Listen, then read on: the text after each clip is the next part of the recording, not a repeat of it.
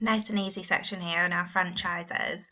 So you need to know what a franchise is and how they operate, and you need to understand the advantages and disadvantages as operating as a franchisee rather than setting up your own business, an independent business.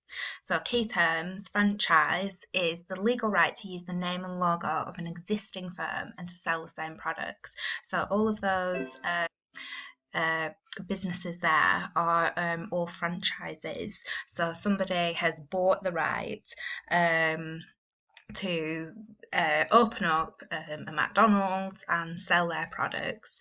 And there are, as we'll find out later, lots of legal requirements and contractual requirements. So if you walk into one McDonald's, even though it's run by a different franchisee, all the products will be the same and very similar pricing structures as well. So the franchisor is the business that sells the rights, and the franchisee is the person or the business that buys the rights.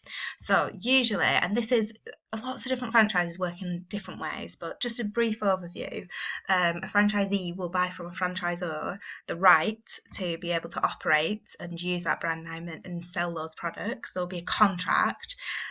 This contract will specify how the stores usually will be laid out, the colours of the branding and the products and the pricing and all these types of things. So there's quite strict rules. Sometimes as well, the franchisee has to buy the supplies directly from the franchisor, who's usually buying them in bulk.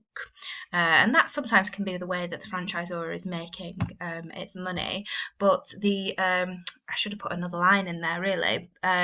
One of the key things is that the franchisee will have to give some of their revenue to the franchisor as well. So that's how the franchisor is making their money. They're selling the right, but they've got an ongoing payment or ongoing income from the franchisee that they're paying to the franchisor each year or month or however they work their contract. So here we have two examples. Now, when we're applying this section of the course, Unit 1, and looking at franchises, what we're looking at is usually somebody that's thinking about opening their own business, or they're thinking about buying into a franchise. So this is a little sandwich shop in my local town called Megabytes, and this is two young women who have set this up, and it's really nice. And they're from Cumbria. That's why it says Megabytes of Cumbria. But they've set it up, and they can decide on whatever products they want to sell and the prices that they're going to sell them for. And on the right hand side we can see Subway. I'm sure you're aware of Subway, and this is one of the fastest growing franchises in the last few years, a real success story and really have spread. So when we're thinking about these questions, we're thinking, well, what is the benefit of buying into a franchise as opposed to opening your own shop, or what is the benefit of opening your own shop as opposed to buying a franchise?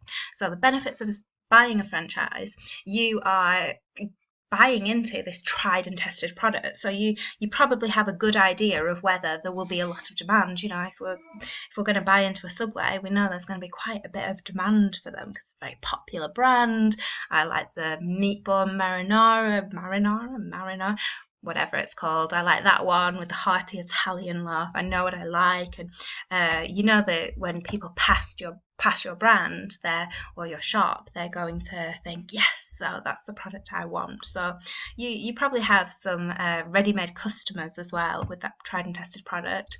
You can sell this branded product, this branded service or product as well, and the brand has probably been going for quite a while and they've built up loyal customers.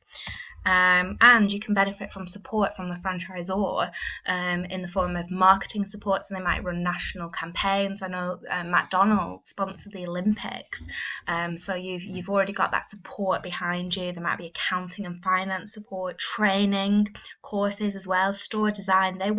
These big franchises will employ the best store designers out there.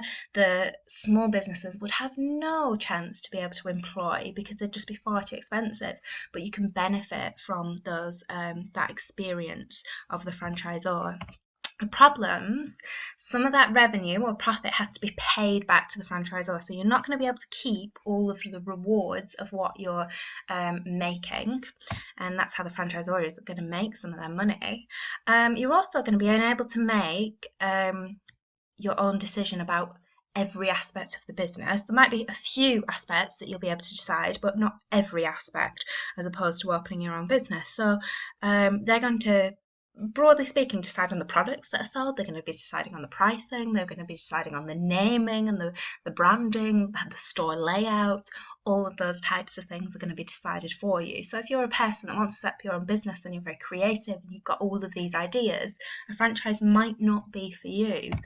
And if there's a problem in another franchise, it might damage your reputation. If there's a problem overall with the franchisor, that might damage your reputation as well. So these are other businesses that you're sort of linked with as well, that you don't have control over.